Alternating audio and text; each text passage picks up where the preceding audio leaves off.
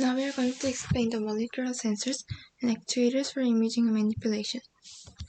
To measure the signal response to changes in brain activity, we use biosensors to detect the biological changes of interest. There are various kinds of biosensors, and we are going to explain some of them. Cellular excitability and intracellular signaling transduction pathways are considerably related to calcimions. They play vital cellular physiology roles in neurotransmitter release, in contractions of all muscle cell types, as enzyme cofactors, and in fertilization. Therefore, detection of calcium ion flow is important.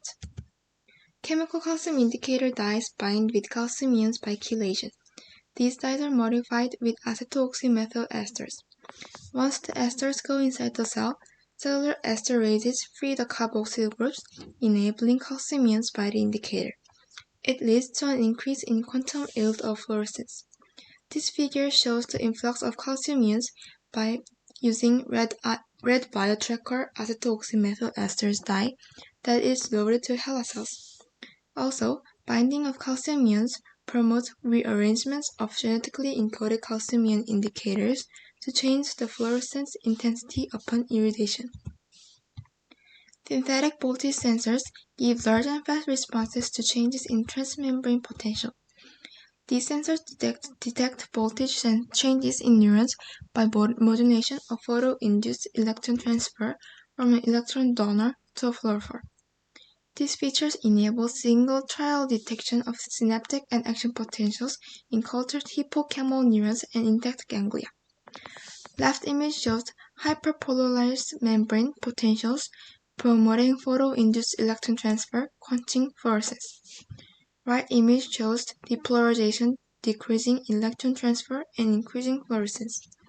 Also, this image shows the optical recording of spontaneous voltage fluctuations from neuron.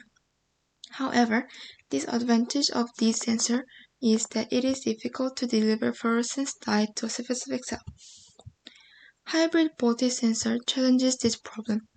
Prodrug hybrid sensors use genetically encoded enzyme on the cell surface that uncages a modified fluorescence voltage indicator.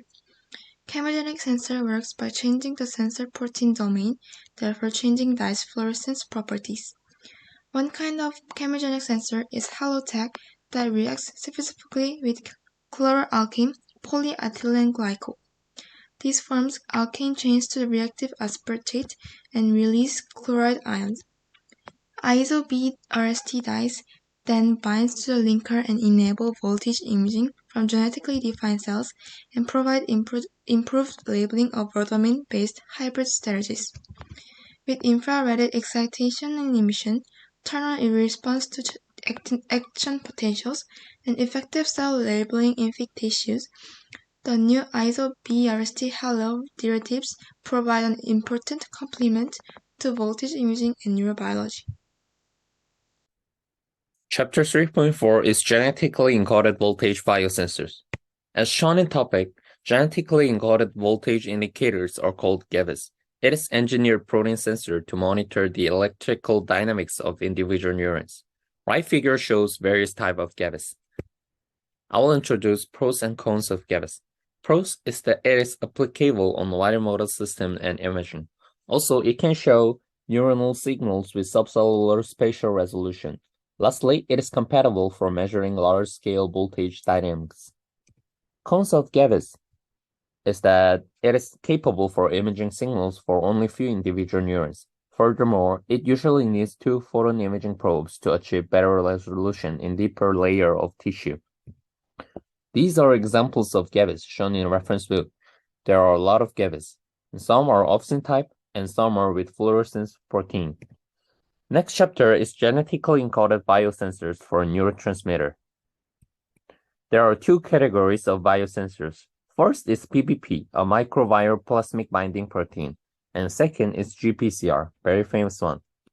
Microviral PBP form large protein subfamily when ligands bind to PBP. It leads to a large conformation change. PBP are highly sensitive sensor for neurochemicals such as GABA and acetylcholine. GPCR has 7 domains of alpha helix, and large conformational change occurs at 5 to 7 domains, and CPFP detects this change upon ligand binding. GPCR is good for in vivo recordings of neuromodulator. Last chapter is molecular probes for cell metabolism. Because brain metabolism is highly dynamic, it needs a lot of ATP and energy. Also, usually metabolism is very fast and localized. So we can use biosensors to monitor this metabolism and neuronal activities. Radiometric imaging can be used to normalize for expression level.